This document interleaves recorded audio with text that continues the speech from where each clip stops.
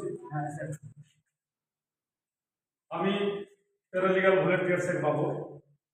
আজকে আমি আমাদের গভর্নমেন্ট মডেল স্কুল মির্জাপুরে দাঁড়িয়ে এখানে একটা অ্যাওয়ারনেস ক্যাম্পের জন্য এসেছি।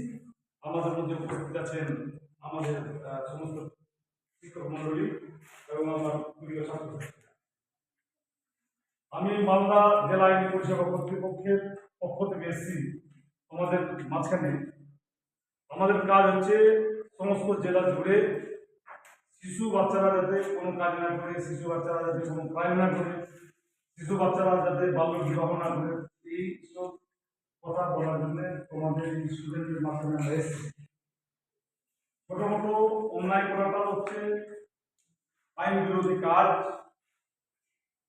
ছোট ছোট অন্যায়টাও আইনে পরিণত হয়ে যেতে পারে।